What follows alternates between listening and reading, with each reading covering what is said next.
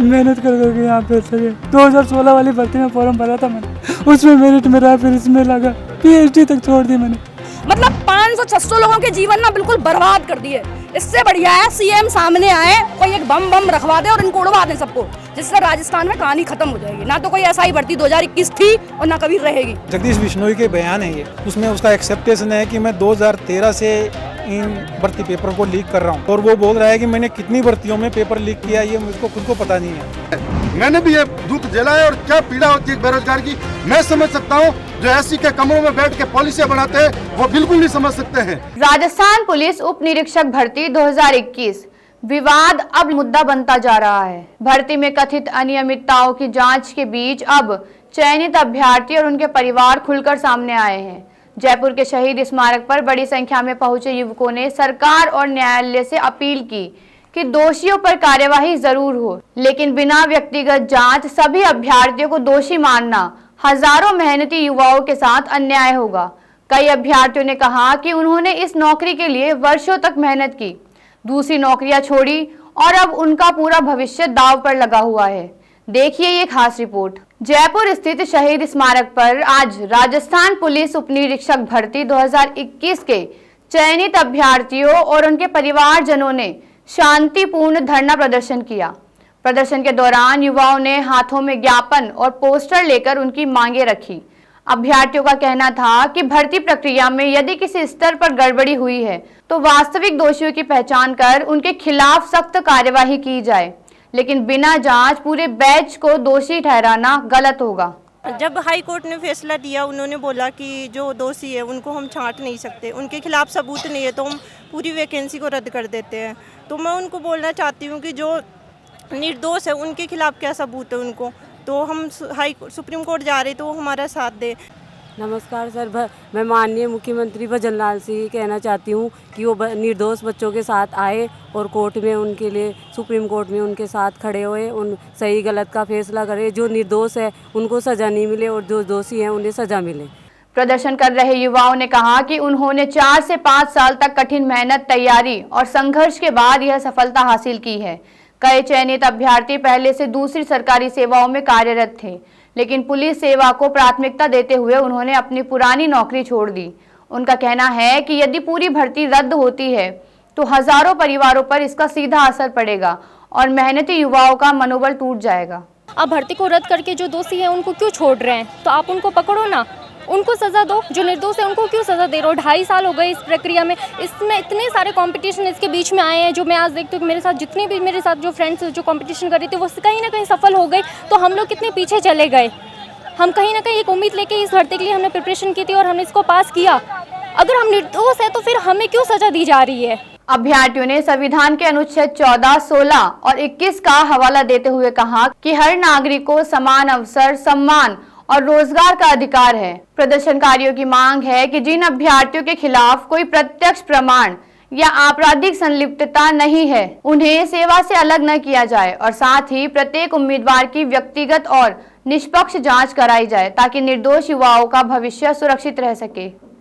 ये प्रदर्शन हम सुप्रीम कोर्ट में हमने डबल बेंच और सिंगल बेंच के खिलाफ जो हम हार गए थे वहाँ पे याचिका लगाई थी, उसको माननीय न्यायालय ने खारिज कर दिया और सरकार ने वहाँ कोई स्टैंड नहीं लिया, ना ही मीडिया में आगे कोई स्टैंड लेती है।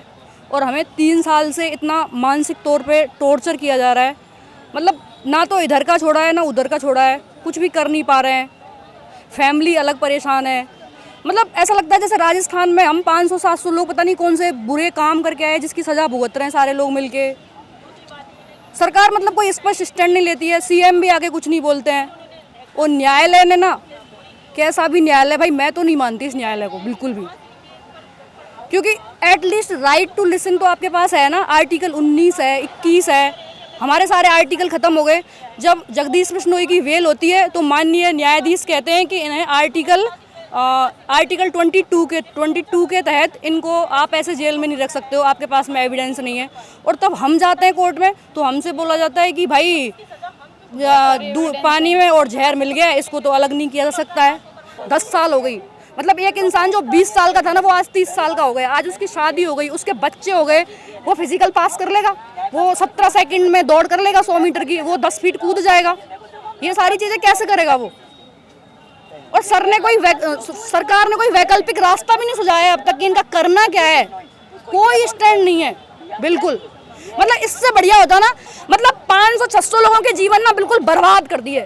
इससे बढ़िया है सीएम सामने आए, कोई एक बम रखवा दे और इनको उड़वा दें सबको, जिससे राजस्थान में कहानी खत्म हो जाएगी। ना तो कोई ऐसा ही भर्ती 2021 थी और ना कभी रहेगी। प्रदर्शन के दौरान कई अभ्यर्थियों और उनके परिवारजनों ने भावुक होकर अपनी बात रखी। उनका कहना था कि भर्ती रद्द होने की स्थिति में वर्षों की मेहनत, आर्थिक संघर्ष और परिवारों की उम्मीदें पूरी तरह टूट जाएंगी। कुछ अभ्यर्थियों ने नार्को टेस्ट, पॉलीग्राफ टेस्ट और अन्य वैज्ञानिक जांच कराने तक की मांग रखी ताकि सच्चाई सामने आ सके। बच्चों की जो कड़ी मेहनत थी, बच्चे एक परीक्षा पास करके ये सब इंस्पेक्टर नहीं बने हैं। मेरे बच्चों ने भी कई परीक्षाएं दी है, कई में वो 1 नंबर 2 नंबर कहीं 10 नंबर वो रह गए हैं। और ये जो पेपर लीक वाला कांड है ये आज से नहीं है, ये साहब ये तो एसओजी की जो रिपोर्ट है जिसको आधार बना करके सुप्रीम कोर्ट ने ये फैसला दिया है, उसमें उसका एक्सेप्टेशन है कि मैं 2013 से इन भर्ती पेपर को लीक कर रहा हूँ। जगदीश बिश्नोई के बयान है ये, और वो बोल रहा है कि मैंने कितनी भर्तियों में पेपर लीक किया ये मुझको खुद को पता नहीं है। तो आप इससे अंदाज़ा लगा लो कि जब ये सिर्फ SI भर्ती को ही मोहरा क्यों बनाया गया है इसमें। और हम ऐसी सिचुएशन में पहुंच गए जहाँ पे हमें समझ में नहीं आता कि हम अपने आप को संभालें, अपने परिवार को संभालें, अपना फ्यूचर में कुछ आगे करने की कोशिश करें। मरने जैसी हालत हो गई हमारी। तो हम सरकार से निवेदन करते हैं कि वो हमारा दुख पीड़ा को समझे, हम सब इंस्पेक्टर का साथ दें, और जिन लोगों ने गलत किया वो सारे लोग घूम रहे हैं, उनको कोई दिक्कत नहीं है। जो मेहनत करके जो लगे हैं वो ऐसी हालत है उनकी मैं बता नहीं सकता। मेरे आंखों में आंसू है। मेरे माँ बाप ने इतने गरीब हैं कि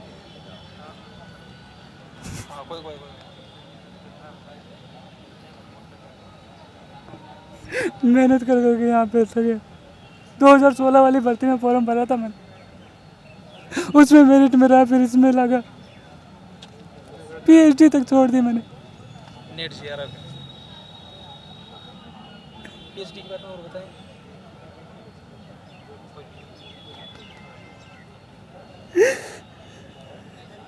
तमिलनाडु से PhD कर रहा था मैं, सिर्फ इस भर्ती के लिए मैंने PhD छोड़ी और आज हमारे साथ ये सुलूक हो रहा है। आपका नाम? मेरा नाम मनोज कुमार। कहाँ पोस्टिंग है? मैं सीकर में पोस्टेड हूँ। अभ्यर्थियों ने सरकार से यह भी मांग की कि यदि राज्य स्तर की जांच पर्याप्त नहीं मानी जाती तो मामले को किसी केंद्रीय एजेंसी को सौंपा जाए। उनका कहना है कि दोषियों को बचाने की नहीं बल्कि निर्दोषों को न्याय दिलाने की लड़ाई लड़ी जा रही है। प्रदर्शन के दौरान युवाओं ने दोषियों को सजा दो, निर्दोषों का भविष्य बचाओ जैसे नारे भी लगाए। अलग तो बिल्कुल कर सकते, वो जांच एजेंसी का काम है। जांच एजेंसी होती किस लिए है? जहर को और पानी को अलग करने के लिए होती है। जब वो अपना निष्पक्ष रूप से काम ही नहीं कर सकते तो फिर कैसे कह सकते जांच एजेंसी बदल दो, CBI को दे दो, जांच एजेंसी बदल दो, CBI को दे दो केस, तो फिर हो सकता है सेरिगेशन हो जाएगा, आराम से हो जाएगा। हुआ है सेरिगेशन, तो निष्पक्ष रूप से जांच नहीं हो रही हमारी, बस बात ये है। मैंने सबसे पहले पत्र के माध्यम से अवगत कराया था। विधानसभा सत्र जब चला था तब भी लड़ा था। ये जो चोर हैं वो इनकी दफ्तरों में घूमते हैं, वो जो चोर हैं इनके ऑफिसों में घूमते हैं। RPC जो चेयरमैन है इन्होंने उस टाइम कहा था मगरमच्छ पकड़ेंगे, मगरमच्छ नहीं पकड़ के बेगुनाहों को इस सजा मिलने के मजबूर हुए हैं, और आज इस बेगुनाहों को सजा मिली है।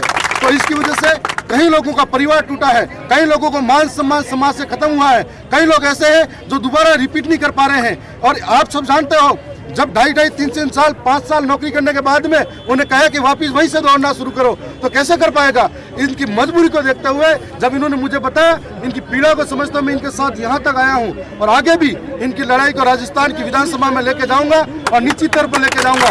और इससे पहले भी मैं निरंतर लड़ता आया हूँ और मुझे ऐसे नौजवानों के साथ सहयोग से मौका मिला है। मैंने बेरोजगारी का दंश भी झेला है, मैंने भी ये दुख झेला है, और क्या पीड़ा होती है बेरोजगार की मैं समझ सकता हूँ। जो SC के कमरों में बैठ के पॉलिसियां बनाते हैं वो बिल्कुल नहीं समझ सकते हैं।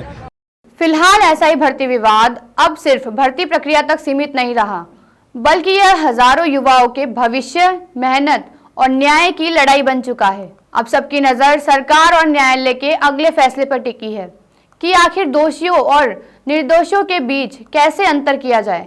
ऐसे ही ताज़ा खबरों के लिए बने रहिए लोकमत राजस्थान के साथ सच का।